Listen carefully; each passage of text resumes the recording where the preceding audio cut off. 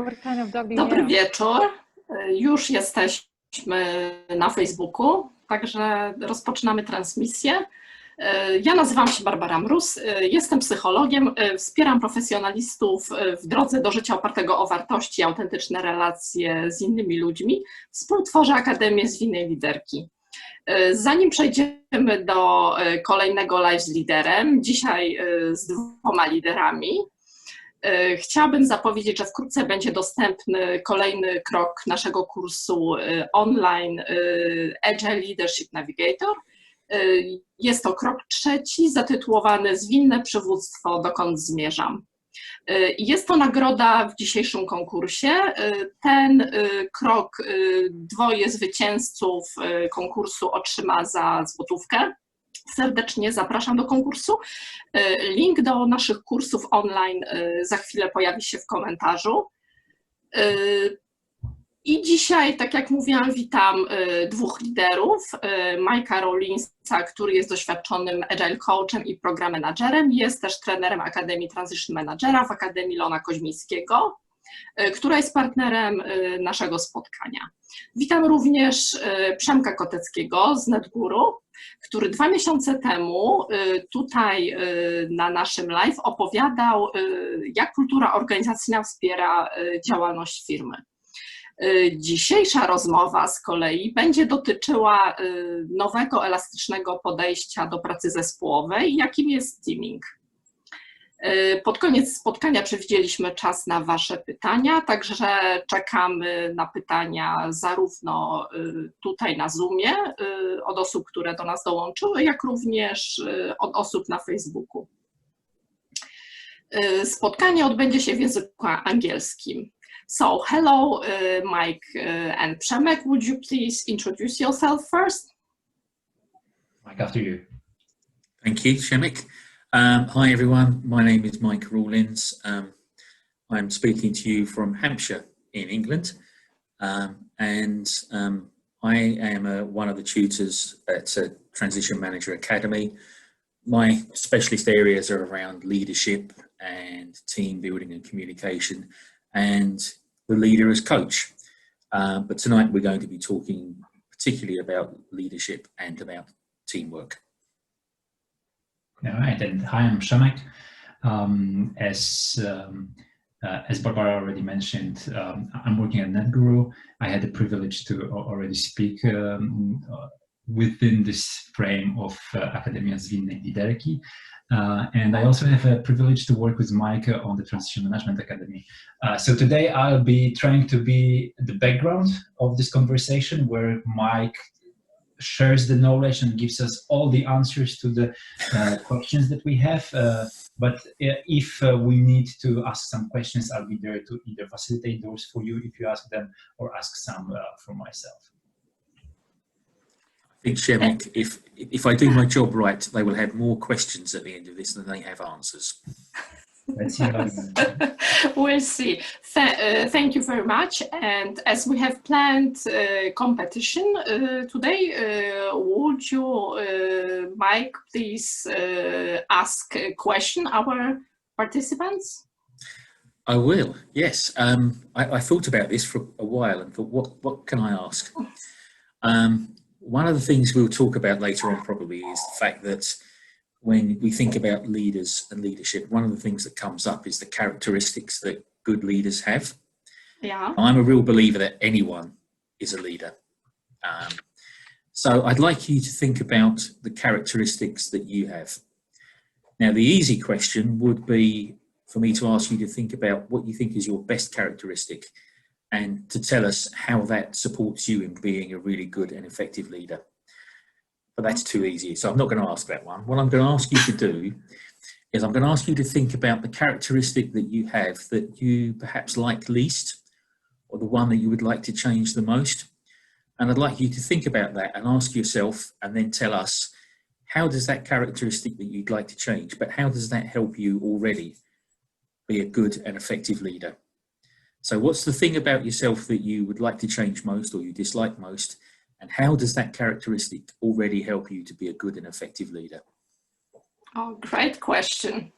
I'm really interested in answers. Thank you very much. So,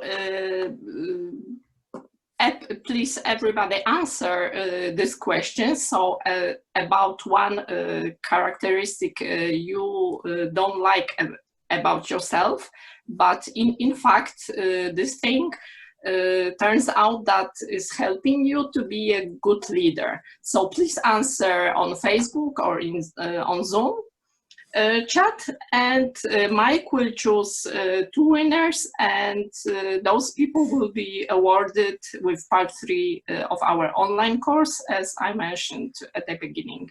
So thank you, and the floor or screen is yours.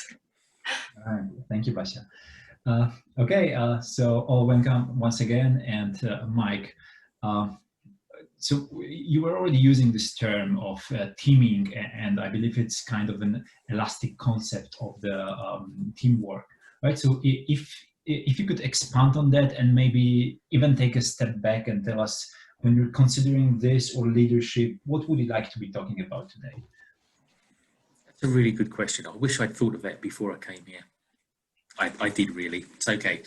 No, that's a good question. I think what I'd like to do is I'd like to start by talking a little bit about leadership. And in fact, I'll probably ask you a question in a second, if that's okay. That's right. And then what we'll do is we'll move on, we'll develop from leadership and leading, and we'll ask ourselves, how does that help us when we start to think about teaming, and what is teaming? And teaming is quite a new concept for me. It comes from Amy Edmondson's book. I really only got into it this year, but it was like, I don't know, do you have that thing, Przemek, sometimes you pick up a book and you read it and you think, this book is telling me something I've been thinking for some time, but it's telling me a little bit more about it than I've already thought about. And I picked up this book and I thought, well, yes, absolutely. And it's why I got excited about it and why I brought it into the teaching I do at Transition Manager Academy. But that's for later. Let's not get ahead of ourselves. So I think I'd like to start by asking you a question. If I talk to you or ask you to think about leadership, what does leadership mean to you? What are the things that come into your mind? I would say, obviously there are many things, but if I were to put it in one term, that probably would be to make others successful. Yeah, I would go with this. So leadership for you is about working with others. Definitely. And about success. Okay, is there anything else about leadership that what is leadership? Now, if you go with this question all over again, we can write a book about it, I suppose. We can, several. Definitely. There's a number of things in no particular order, but that would be having a vision and making sure that you can translate it so that others want to follow it, right? Or you within that vision, so that you make people feel good with whatever they're doing and whatever you're doing together, and few other things, right? Yeah, I like that. Yeah, I mean, it's interesting. My very simple definition of good and effective leadership is how you can help others to do the right things and to do them right. And there are 2 parts to that. One is, what's the right things that we should be doing and why, and then how do we make sure we do them right? So there's like a strategy part and then there's an execution part. But what I'd like the people looking into this conversation to think about, part of me thinks actually leadership doesn't exist. And I'll explain what I mean by that. Leadership, the word is a noun, but it's an abstract noun. Okay, it doesn't describe a thing. You can't pick leadership up, put it in a wheelbarrow and carry it somewhere. Okay. And maybe the best way to describe it is to think about another ship, think about relationship. So you and I have a relationship, okay? We are colleagues, we're acquaintances, hopefully we're friends, we work together. So what do I mean when I talk about our relationship? what I'm actually talking about is what we're doing now. It's what we do when we are together. Okay, it's the way we talk to each other, the things we choose to say, the way we hold ourselves, the way we look, the way we laugh at each other's jokes. So it's a relationship is actually the process of you and I relating to each other.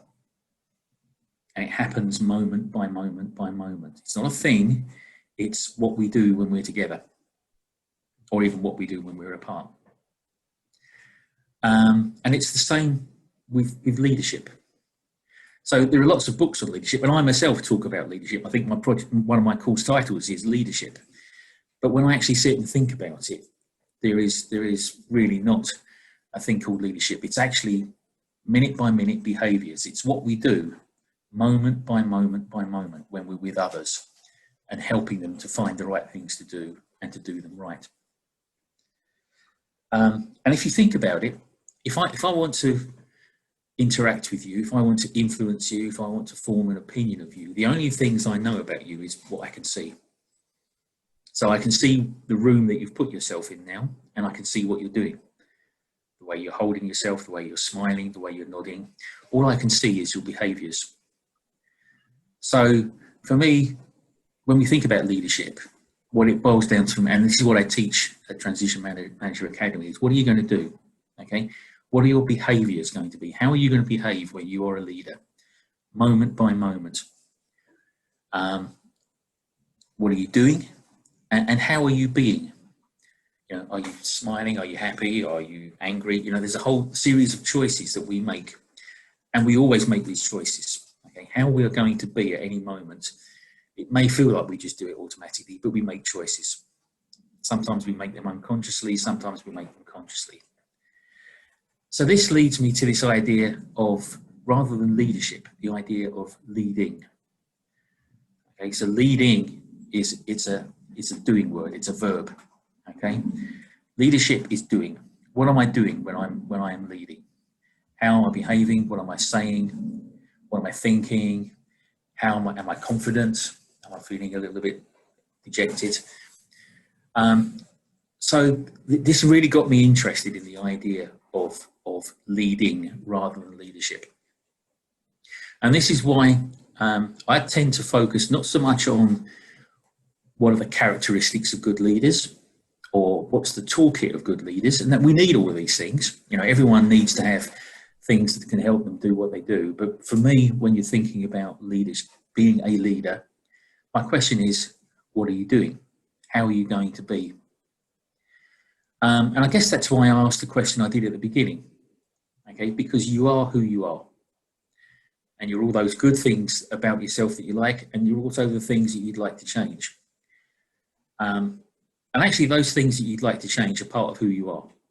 So a good question to ask is, well, how can I take that and how can I turn that to my advantage? How can I use this thing to make me a better leader and help me to help others?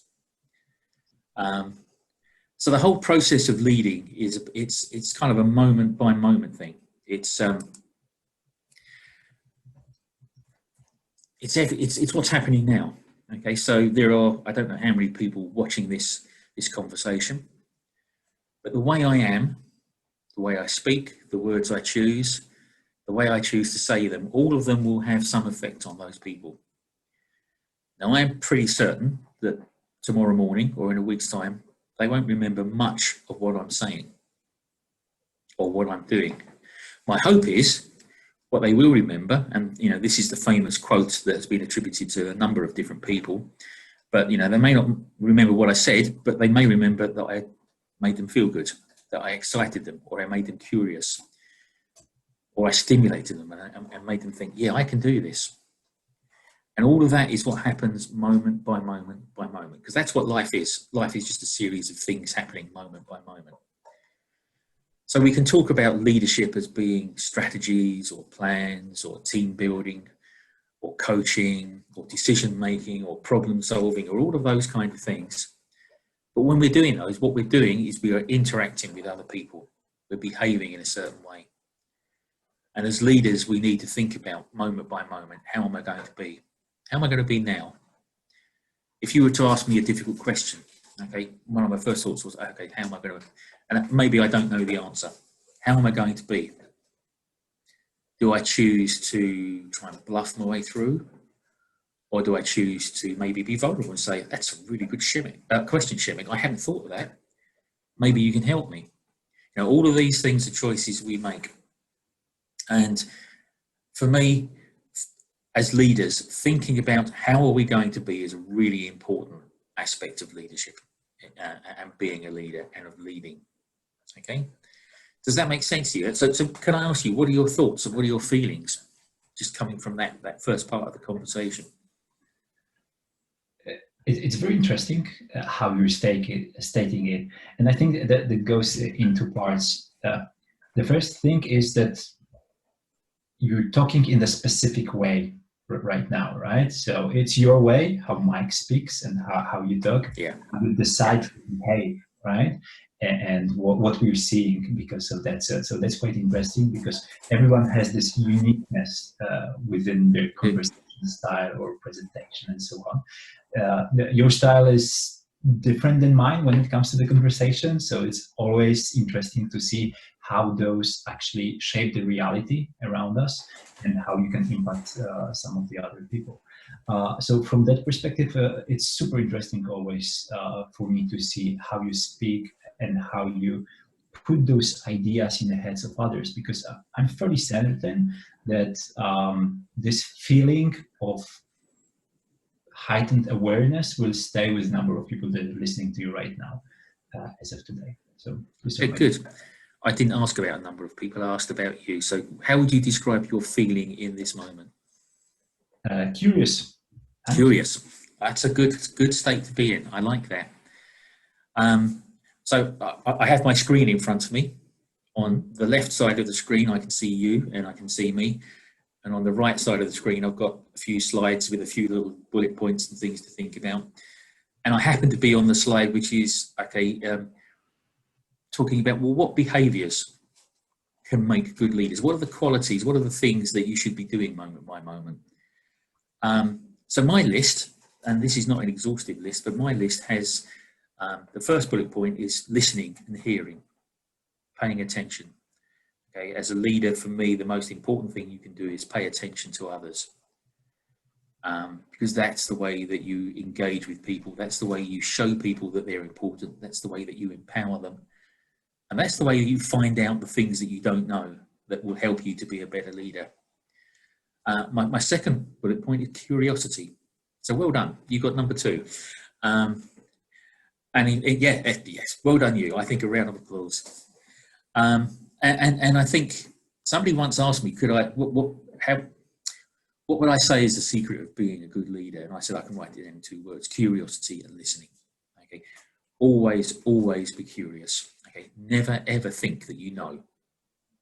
Always assume that you know nothing. That way you're always looking for the thing that you don't know, the thing that's waiting there to trip you up. And it builds a habit of asking questions. Questions are great. I'm sometimes not interested in answers. I'm just interested in asking questions that cause other people to think. So we have listening and hearing, and those are 2 different things. Okay, you could be listening to me, and you could be thinking about, what am I going to eat tonight when I get home? Or I forgot to put the washing machine on, or that program I'm really, you could be listening to me but not hearing. So listening and hearing is really important. Curiosity, a sense that I don't know and I need to ask questions. Something called sense making. So you're there to help others. When we're doing projects or when we're leading changes and transitions, often what we're doing is we're navigating between decisions that we need to make. We need to make decisions every day, small decisions or maybe some big decisions at a higher level, but we're moving between these decisions. And to help people make decisions, sense making is really important. Okay, we have lots of information. What does it mean? Okay, what does it really mean? Okay, well, what does it really mean? Okay, have we really thought this through? And another word for that, and a technique that can be used, is reframing. So that's the thing of, well, how can we think about that a different way? Okay, It's a technique. I'm a coach, and it's a technique that we use in coaching. If you come to me with something you see as a problem, I might help you to reframe it in a different way, which allows you to see it as a possibility. So if you think back to the question earlier on, okay, kind of implicit in me asking you the question, what's the thing, the characteristic you have that you'd like to change or you don't like, that can help you to be a better leader?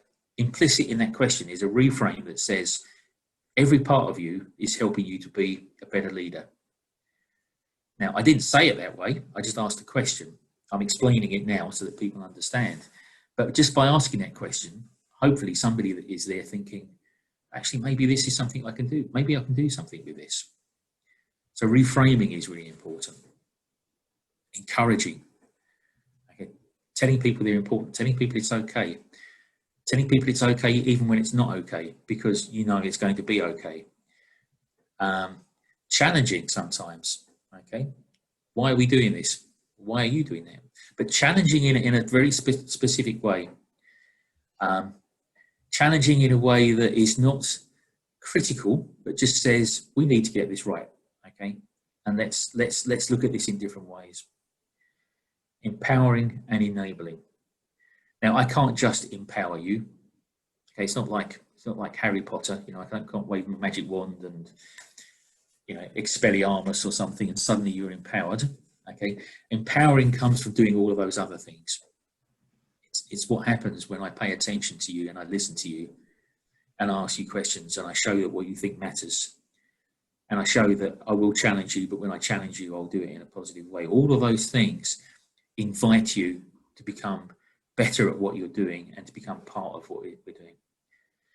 So that's not an exhaustive list, but it's kind of the things that are important to me. It's kind of what my style is. And it usually works. Sometimes it doesn't. There are some people out there who want to be told what to do. Okay, they're not going to get on with me very well. Okay? Because when they say, what shall I do? Well, what do you think you should do? I don't know. Well, but what do you think? So I have to adapt my style sometimes, and that's probably another one, flexibility. You know, a good leader is paying attention to, what does this person need from me? How do I need to be for this person to help them be the best they can be? But I think you can see that list of things it's kind of a what, but it's more of a how list. Okay, it's not you need to have a plan, or you need to manage risks, or you need to, I don't know, have a communications plan or whatever. It's how are you going to be with others? What is it that you're going to be doing, which is relating to others and allowing them to be the best they can be? So that's kind of my summary of leading. And none of that is about being senior in the organisation. None of that is about being charismatic. None of that is about being a great orator, able to give practice speeches. That's the dog, by the way. The dog is called Findley. I apologise, people. I have a dog called Findley who can sometimes be a bit noisy, but he's fine. You know, none of that is about the things that we traditionally think of as great leaders. All of us can ask questions. All of us can be curious. All of us can care about other people. All of us can empower. All of us can challenge. Okay, so any of us can do this. We are all leaders in waiting. So how are you feeling now? Interested and still curious about the next part. I'm actually looking forward for the teaming part and how that connects with the leading and relating that you mentioned. Okay, well, let's go there. Let's jump there. I've got one more thing I want to kind of to lead in there. So I guess my summary is that leading it's in the moment. Okay, it's moment by moment. And it's not the big speech, it's the everyday, it's the mundane things that you and I do. Okay, it's the short conversation with someone in the corridor that shows them you care or helps them to answer a question that's been on their mind. It's the way you walk into a room, to a meeting. It's choosing to walk in a particular way to show confidence, to create a safe place for people to be. It's a friendly greeting, which shows someone is important. It's a continuous everyday activity, and we are always leading all the time. And we have to remember that. So where does teaming fit into this then? So a lot of focus is on teamwork in projects, in change, you know, how people come together as teams. And a lot of the stuff that I've read and that I've thought about on teams is all about this. We're going to form a team if we're lucky, or we've been given a team if we don't have it, you know, but we have a group of people, and this group of people know that they are a team. Okay, they're in some way separate. They're part of the project, they're in a different part of the office, maybe a different location, but they know that they are a team. And we look at things like how that team comes together. So how do we take a group of people who don't know each other, and how do we make them an effective, efficient team? And so there will be many people on this, watching this call, will be familiar with things like the forming, storming, norming, performing stages of team building, how a group of people come together. They then start to work out, okay, well, where do I fit in here? Who are the strong people? Who are the weak people? Who am I going to be friends with? Who, you know, all those kind of things. And they go through that process, and at the end of it, when it's done, if it works well, they perform as an effective team. And one of the jobs of a leader is to make that happen quickly. And you can do certain things like kick-off meetings or team building events, or the way you run meetings, which allow those things to happen quickly. And I've been teaching that. And then I picked up Amy Edmondson's book, Teaming. And it was like, all right, okay, yeah, this is different.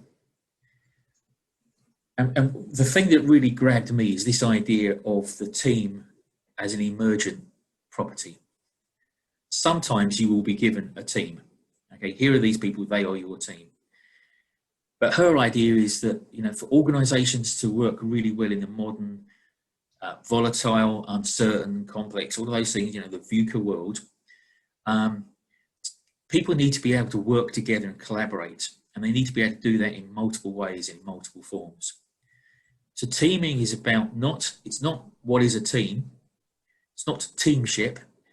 Teaming is the behaviours of working together, of collaborating as a team. It's the moment by moment. So teaming is to teamwork what leading is to leadership. And this is why I started with leadership. Okay, I started with leadership because I wanted to show that there is this thing called leadership. It doesn't really exist. What it really is moment by moment things we do when we are enabling and helping others to perform at their best. So teaming is the same thing. It's the moment by moment things we do when we're trying to make sure that groups of people can collaborate and work together.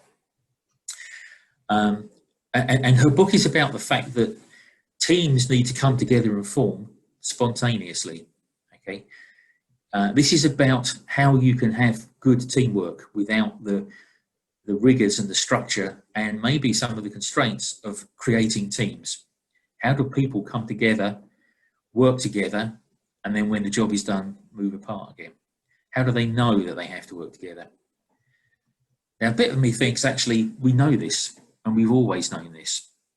Do you know, I don't know if you found this, when you go into a new organisation and you're trying to work out how are things going to be done? How am I going to be effective here? There's usually someone, maybe one or two people, when someone says, oh, well, how does it work? Well, go and see that person. You know, they'll get it done for you. There's somebody there who just kind of knows how stuff gets done around here. Okay, and you've got your processes and your procedures, you've got your team plans and all those kind of things. But you know that if you want to procure a certain, I don't know, some training equipment, okay, you don't go to the process. What you do is you go and talk to that person over there because they know someone who will be able to make it happen for you. So this idea that there are informal structures and informal processes around the way we are that actually lubricate the working environment, that actually make things happen. We've all known that. Any of us who've been around projects for any length of time know the first thing you do, you know, you go in, you make friends with the receptionist. You go in, you make friends with the boss's secretary. You know, you do these things because you know these are people who make things happen. So I kind of thought, well, I've known this all the time. I've just never recognised it as something, as an in word, as teaming. And what Amy says is that in today's environment, things are changing so rapidly that, you know, this process has to happen a lot. And what happens in organisations that are good at doing this is that people instinctively recognise when it's necessary to start working together. And they go through a process, they start talking to each other, and in talking to each other, they learn a bit about each other, and they work out what needs to happen, and they work out how they're going to work. And an informal team comes about, and they know what they're there to achieve, and when they've achieved it, they may move on and do something else. And what Amy's book does is it talks about, okay, well, what does that mean? What does that look like? So I've got some more detail now, but have you got any questions or anything coming in that we should answer now before we start delving a bit deeper into teaming? Did not get the questions so far from anyone, at least I do not see those, but we do have some answers to your questions, so you'll be delighted to read them later. Excellent. We'll hold on to those two later on. So I think let's move a little bit farther with the discussion, and then we'll see whether new questions arrive. Okay. So what Amy says is that teaming, this is a dynamic way of working, okay?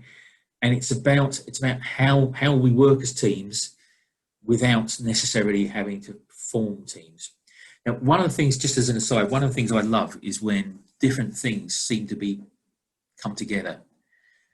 So some people on this call may be familiar with some of the work of Frederick Laloux, who looks at new ways of working, new styles of organisations, and maybe you've come across things like orange organisations and green organisations, and the new way of working, which is based around an idea of an organisation as an organic entity called teal.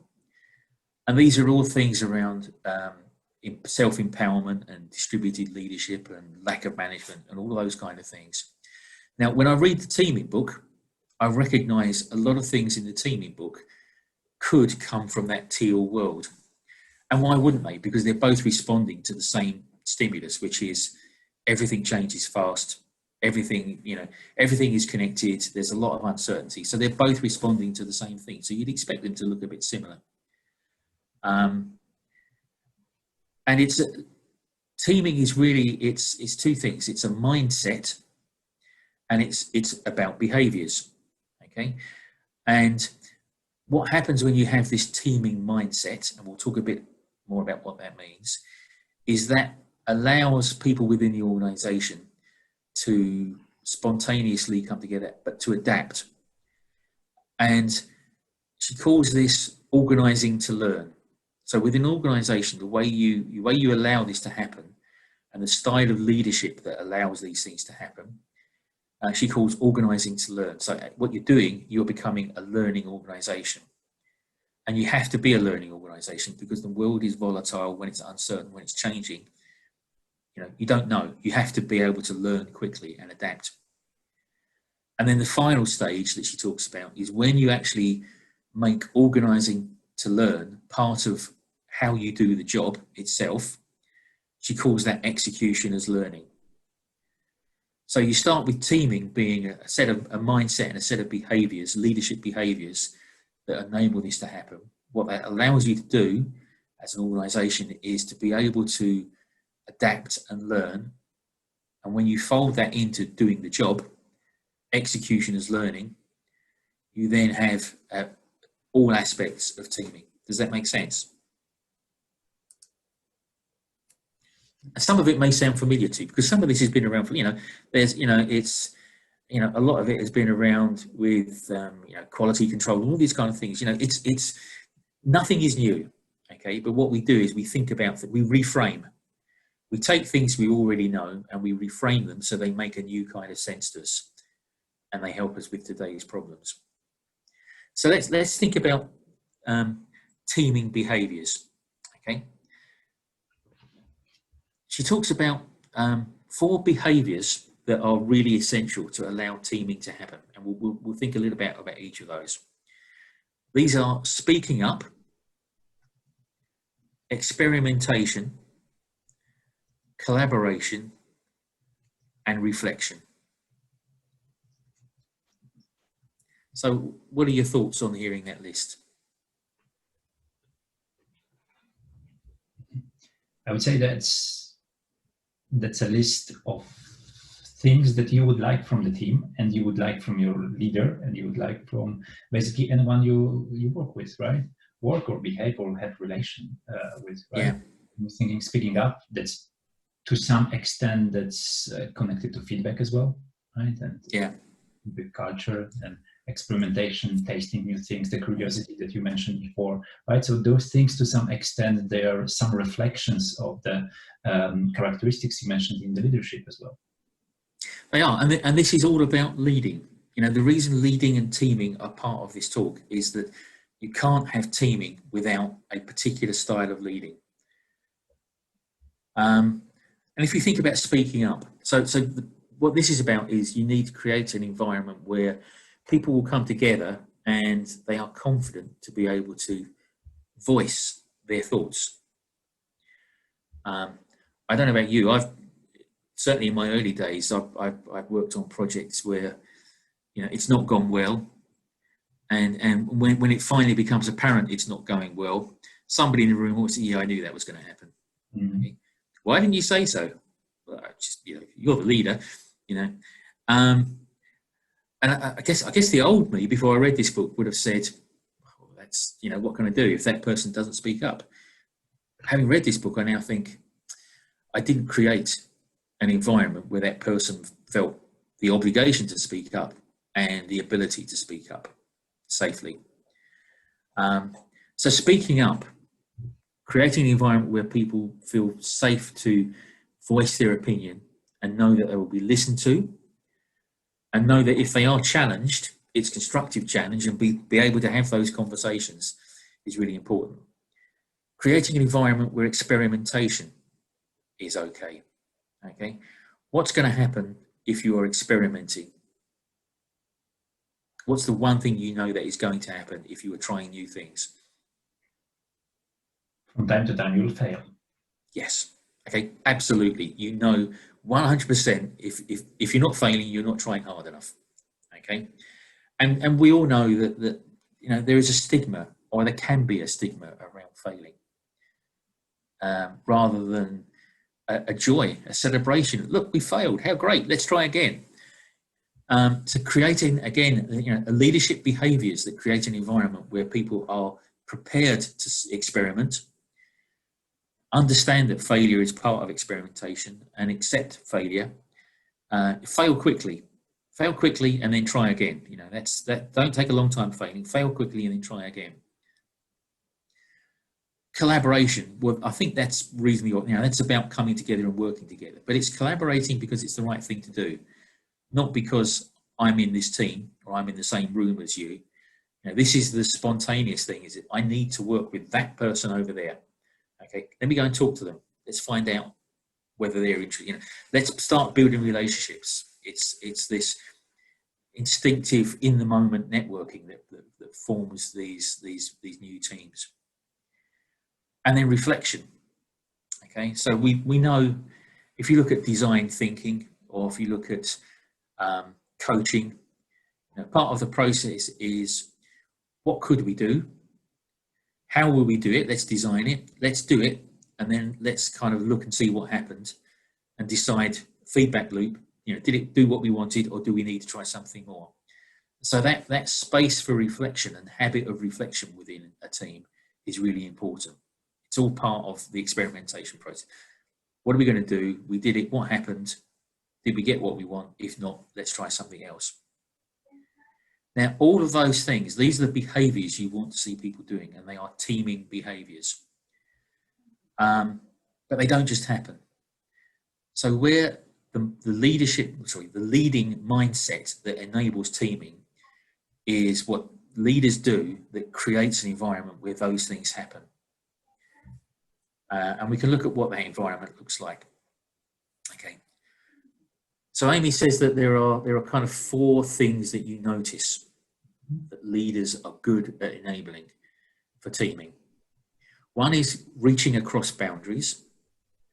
So knocking down walls, you know, removing the idea is that we're in silos. Okay. the team will go where it needs to go. Learning from failure, creating psychological safety, and framing for learning. Okay, so these are leadership activities. Okay, reaching across boundaries. If I talk about boundaries, what kind of boundaries do you think there might exist? Well, I suppose you already mentioned those that could be treated as organizational boundaries within an organization, but I suppose there may be also psychological boundaries that you've set for yourself, or that you... Yeah, there might be. There might be geographical boundaries. There might be, as you say, organisational boundaries. Might be cultural boundaries. You know, if we're in multicultural teams, yeah, anywhere where there is some kind of difference or potentially perceived difference can be seen as a boundary. And it's creating an environment where we're willing to, you know, to work through those boundaries. And you're quite right. Often we create those boundaries for ourselves. Okay, those boundaries only exist in here, but they are very powerful.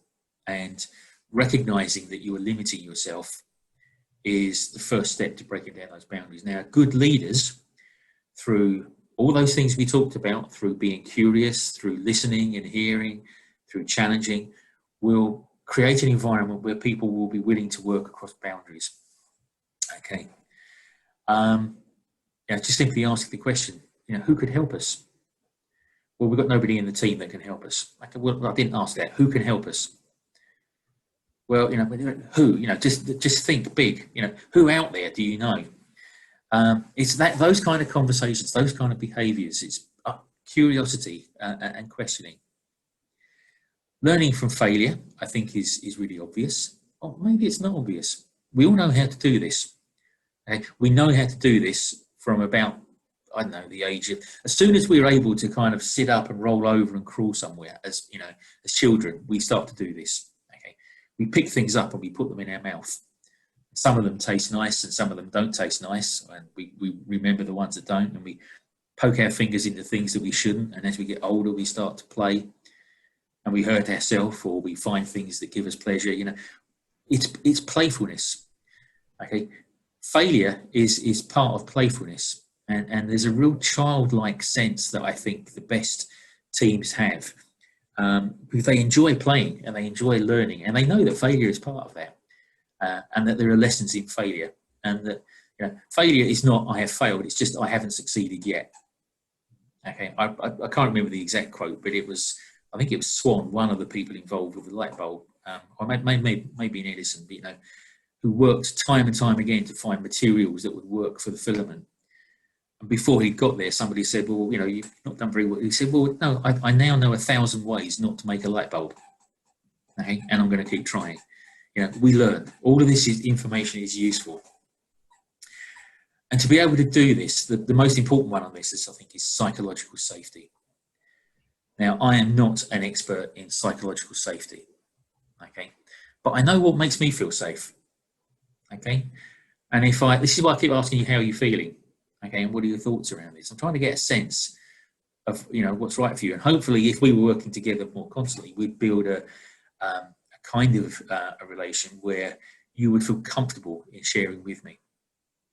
Okay, and what you're doing is you're showing that you care. Okay, and you're not going to get blamed. Okay, people in work often fear looking incompetent, or maybe looking unknowledgeable. You know, there are a number of, you know, we think of things that are going to make us look bad. Okay, and what we want to do is create an environment where if you try something that doesn't work, you're not incompetent. Okay, you're just trying something new. You're learning. Good for you. Well done. There's a lot on psychological safety in Amy's book, and I can only, you know, just breeze across it now because we've got limited time. But one of the things I've been trying to do for you and for people watching is create psychological safety by how I am, by being open. Okay, but, you know, maybe, you know, slightly light-hearted. You know, this is all right. This is serious stuff, but we're not serious because we can have fun on the way. And create an environment where you feel okay. You're smiling. Okay.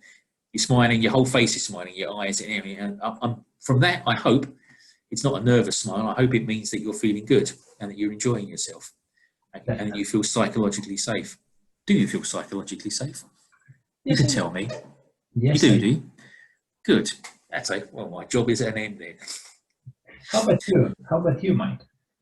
Yeah, I feel very psychologically safe at the moment. But the reason I feel very psychologically safe, let's unpick that. I know you. I'm very comfortable with you. I know we get on.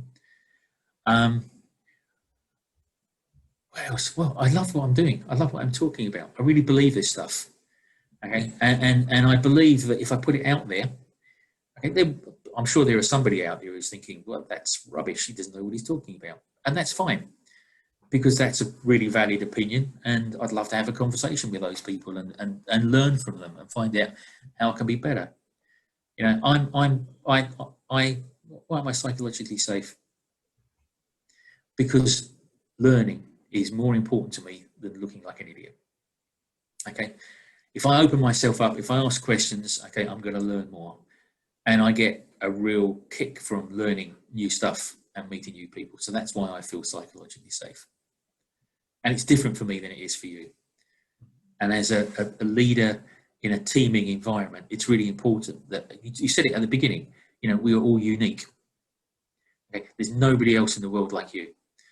Okay, and being curious about your uniqueness and those good things you have and the things that you think are not so good, but actually I look at you and think, yeah, that's all right, we can do something with that. That's all part of psychological safety.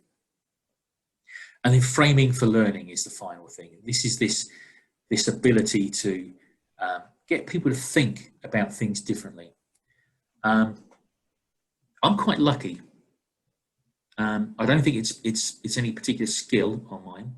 I'm quite lucky. I read a lot. I don't know if you've seen those T-shirts you can see on Facebook. I read books. I know stuff. That's what I do. That's kind of you know, that's part of me. I'm quite lucky in that I tend to think in metaphors. I'm a songwriter as well.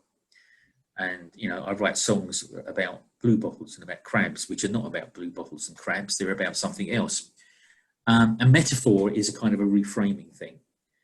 So I'm lucky. I can have 5 different ways of thinking about the same thing in like 4 or 5 minutes. And each of those ways of looking at something differently gives me a new insight and allows me to learn something about it. And I like to share that. And I might share it by telling a story. I love storytelling as part of being a leader. Or I might share it by asking questions.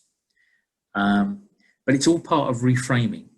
And reframing essentially is, well, how could we think about this in a way that might help us? How can we think about this differently, and helping people to do that? So what we've looked at then is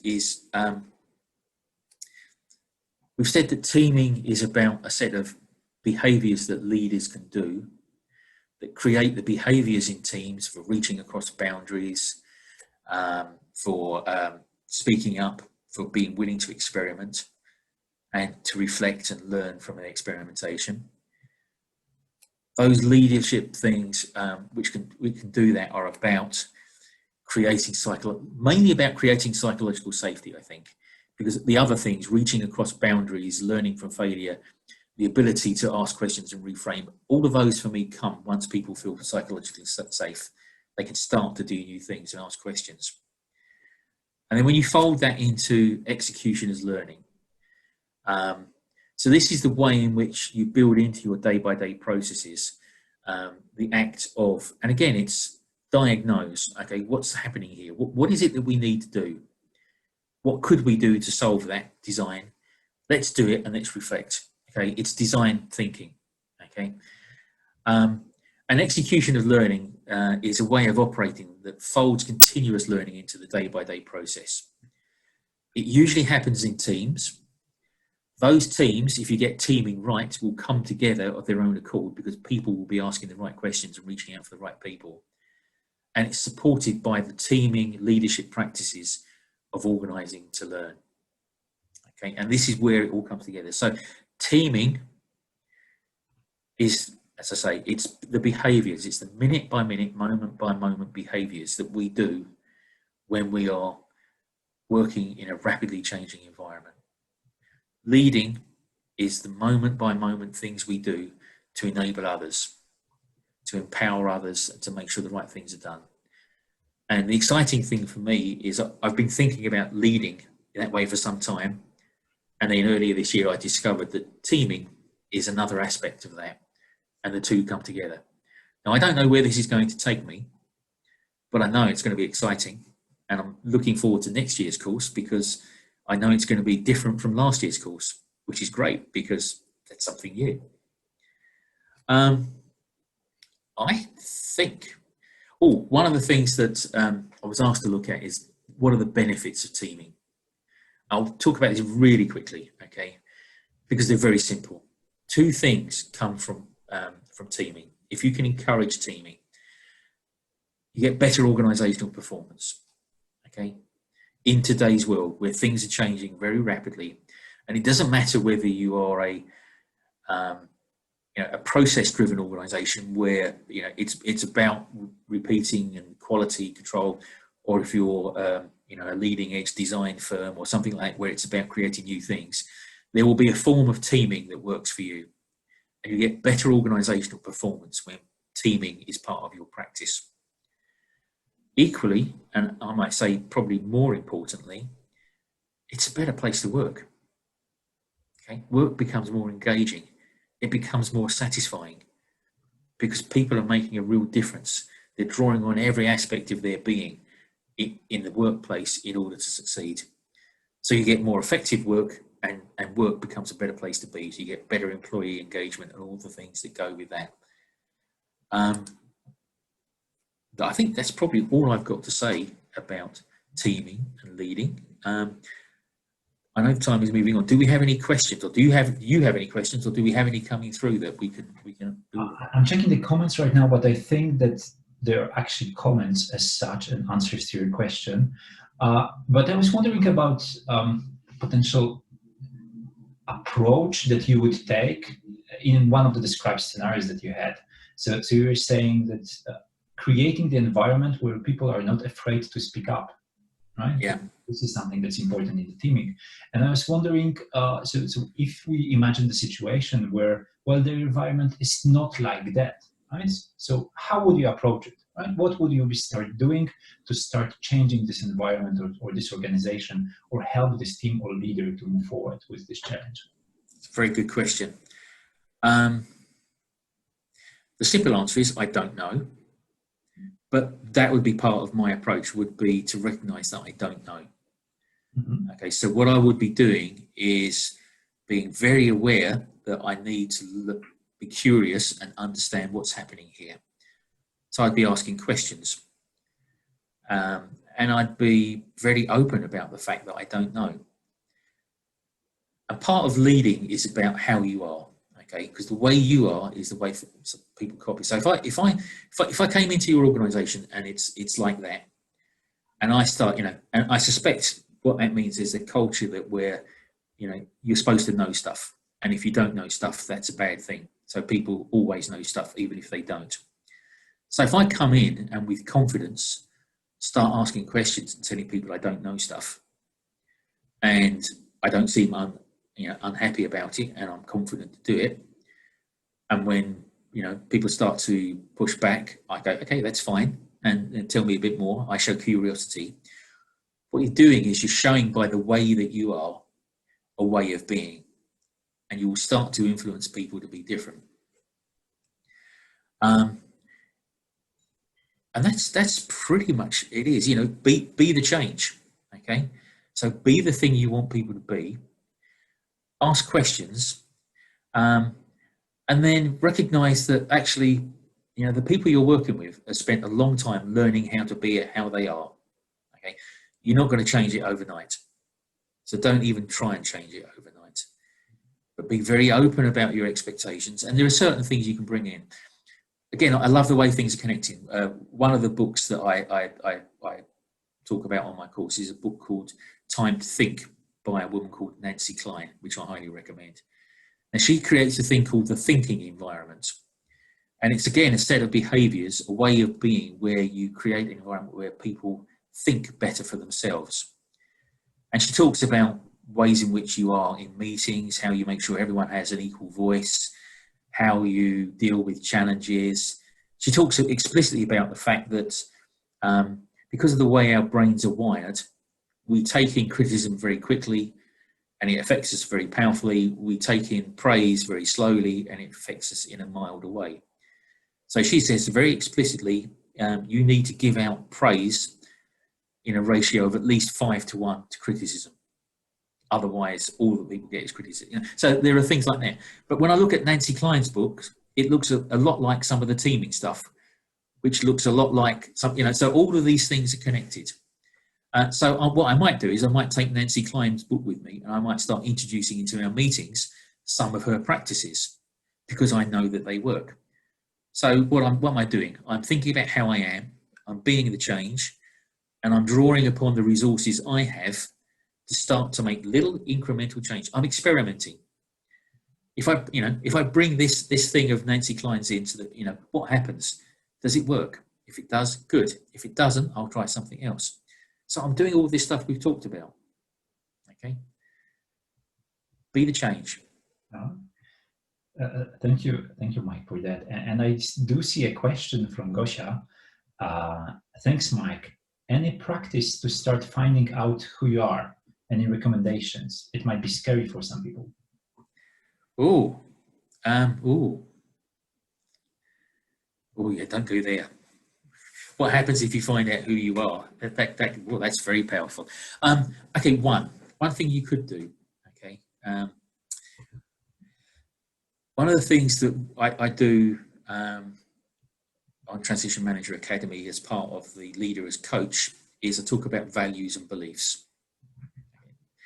There's a whole thing behind this, but very quickly, the way you behave, the things you do are driven in part by those things that you believe to be true, you hold to be true, and those things that are important to you. So for example, a belief, I believe that people are basically good, and people basically want to be good, and they have the capability to be good and effective. Okay, now that may not be true, but I'm going to live my life with that belief and act according to that belief. Okay, and I value intimacy. I value the fact that when you and I talk, there's a connection between us. Okay, so that value of intimacy and my belief that people are good, it's partly what drives this way of being a leader that I've described to you. If I believe that people are inherently lazy and bad, I'd be doing something very different. So there's an exercise you can do, which is to think about what are the things that are important to you? What are your values? And what are the beliefs that you hold about the world? And how do those values and beliefs support you in being you? Those are good questions to think about. And I invite everyone watching this call to do that. Right. Thank you, Mike, a lot for sharing that. I don't see any additional questions, and I think our time on the Facebook Live at least is running out. So, do we need to do something about the? Are we doing that after the end of the call? Are we going through the responses? The question to Basia or Gosia, just ladies, if you could tell us what we're doing with questions, and then maybe a final thought from Mike, and then we stop the recording and move to Yes, please. So it seems there are no more questions. So something from you, Mike, to our participants, your thought for us. Yeah, be you. Okay, you're already everything that you have to be a good and effective leader of people. Okay, be you confidently. But the two things to remember: stay curious and really listen. That's all I've got to say. All right, perfect. Thank you very much. Przemek, you want to add something from you? No, I leave it with those thoughts from Mike. They're really great. So be you guys.